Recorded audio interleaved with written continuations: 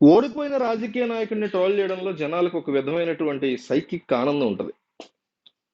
ఆ, గతంలో చంద్రబాబు నాయుడుని ఎట్లా చేశారు, ఇప్పుడు జగన్మోహన్ రెడ్డిని కూడా ప్రతి అంశంలో కూడా ట్రోల్ చేయడం కంటే కూడా క్వశ్చన్ చేయాలనిపిస్తుంది నాకైతే. ఈరోజు ఆ, చంద్రబాబు నాయుడు గతంలో సీఎం గా దిగిపోయిన తర్వాత కూడా అనేక విషయాల్లో మనం ఆయన క్వశ్చన్ చేసాం.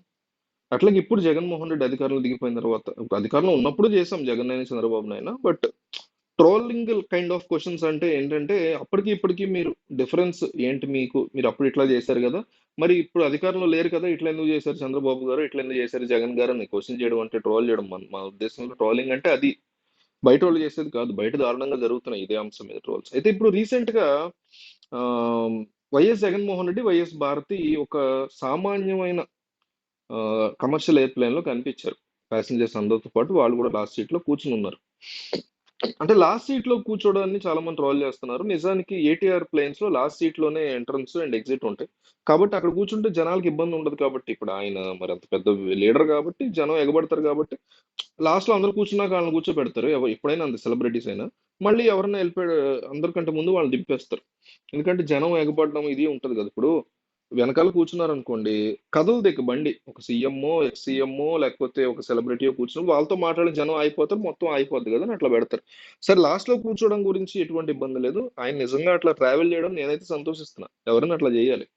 అయితే క్వశ్చన్ ఏంటంటే, అధికారంలో ఉన్నప్పుడు చిన్న చిన్న ప్లేసులకి, విజయవాడ నుంచి లేకపోతే తాడేపల్లిలో ఆయన ఉండే ప్లేస్ నుంచి పక్కనే ఉన్న తెనాలి వైపుకో ఇటువైపుకో స్పెషల్ ఫ్లైట్, స్పెషల్ హెలికాప్టర్, రోడ్లు బాగాలేదనో, అంటే వాళ్ళ ప్రభుత్వంలోనే రోడ్లు బాగాలేదని వెళ్ళారా అంటే, మరి మీ ప్రభుత్వంలో రోడ్లు బాగాలేదని మీరే చూపిస్తున్నారు వెళ్ళాలని. ఇంకోటి, మా డబ్బు కదా. ఆయన స్పెషల్ ఫ్లైట్ ఎక్కినా, హెలికాప్టర్ ఎక్కినా, చంద్రబాబు ఈరోజు స్పెషల్ ఫ్లైట్ ఎక్కినా, హెలికాప్టర్ ఎక్కినా, ఇదంతా ఎవరి డబ్బు? మా డబ్బు. మా డబ్బుతో మీరు ఎక్కడాన్ని మేము డెఫినెట్లీ క్వశ్చన్ చేసాం అప్పుడు. అంటే ఇప్పుడు ఎందుకు ఎక్కట్లా? మీ డబ్బులు కాదు కాబట్టి. మీరు సొంతగా భారతీయ సిమెంట్స్ లోంచో, మీకున్న ఇతరత్ర బిజినెస్ లోంచో, మీ తాత ముత్తాతలు ఇస్తున్న ఆస్తిలోంచో, మీ రాజశేఖర రెడ్డి ఇచ్చి మీ నాన్నగారు ఇచ్చిన ఆస్తుల్లోంచోనే కదా ఖర్చు పెట్టుకోవాలి. లేదా మీ పిల్లలు ఎవరన్నా లండన్లో ఆ పిల్లలిద్దరు చదువుకుంటున్నారు, వాళ్ళు ఏదైనా పంపిస్తే డబ్బు. ఎవరికైనా అంతే ఉంటది కదా. లేదా అధికారంలో ఉన్నప్పుడు దోచుకుని ఉంటారు, ఇలా చంద్రబాబు అయినా జగన్ అయినా, అందులోంచి ఖర్చు పెట్టుకోవాలి. సో తమ డబ్బుని ఖర్చు పెట్టుకునే టైంలోనేమో ఇట్లా అందరితో పాటు ప్యాసింజర్లో సైలెంట్ గా. కానీ జనం డబ్బు అయినప్పుడు మాత్రం ఇట్లా బిహేవ్ చేస్తారు. అంటే చంద్రబాబు ఇదివరకు ఈ కైండ్ ఆఫ్ థింగ్ లో ఎక్కడ మనకు దొరకలేదు కాబట్టి ఊరుకున్నాం. దొరికితే ఆయన కూడా ఇట్లా ట్రాల్ చేసేవాళ్ళం. మొహమాటం ఏం లేదు.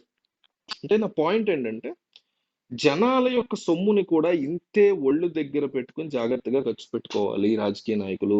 అట్లాగని వెళ్ళకూడదు హెలికాప్టర్స్ లో స్పెషల్. అంటే పని ఉన్నప్పుడు వెళ్ళాలి. మీరు మా కోసం పని చేస్తున్నారు, ఆ పని త్వరగా చేయాలని మీరు అనుకుంటున్నారు కాబట్టి మీకోసం మేము ట్రాఫిక్ జామ్ లో వెయిట్ చేస్తాం. మా డబ్బులతో మీరు స్పెషల్ ఫ్లైట్లో వెళ్తుండే చప్పట్లు కొడతాం, ఆ పని అవగొట్టండి అని కోరుకుంటాం, కరెక్టే. కానీ ప్రతి టూర్కి అది అవసరం లేదు, ప్రతిసారి అది అవసరం లేదు.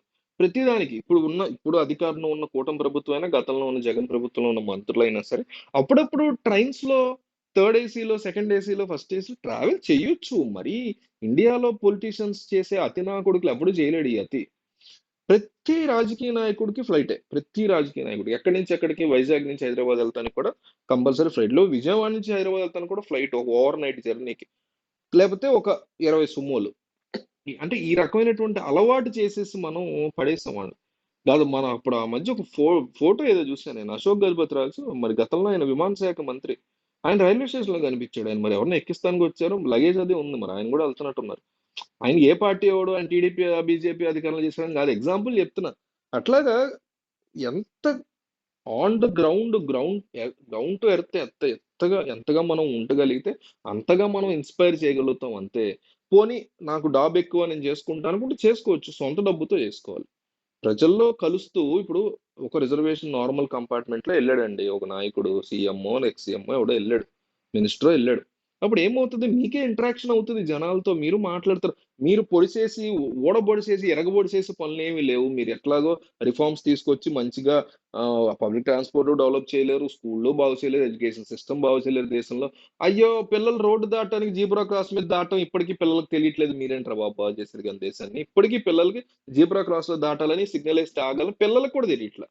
చిన్న పిల్లలకి, అంటే ఒక 8th 9th 10th ఇంటర్మీడియట్ పిల్లలకు కూడా ఆ విషయం తెలియట్లా. ఆ డిసిప్లినే లేదు దేశంలో. ఇంకా వీళ్ళేంటి బాగు చేసేది, దానికోసం వీళ్ళేంటి చేసేసేది, మినిస్ట్రీలో పనులు వీళ్ళు వీళ్ళు వీళ్ళు చేసేది ఏమి ఉండదు. కానీ సో, కనీసం అట్లా ఎళ్తే మీకు ప్రజలతో ఇంటరాక్షన్ వాళ్ళతోని ఇబ్బందులేంటో తెలుస్తది. మా డబ్బు కాస్త తక్కువ ఖర్చు పెట్టండని కోరుకుంటున్నాం. మొత్తానికి జగన్మోహన్ రెడ్డి ఈ విధంగా ఆయన భార్యతో కలిసి ఇలా ఎళ్తున్నారు ఫ్లైట్‌లో అనేది చూసి నేను షాక్ అయ్యా. జనం భయంకరంగా ట్రోల్ చేస్తున్నారు ఈ అంశాన్ని.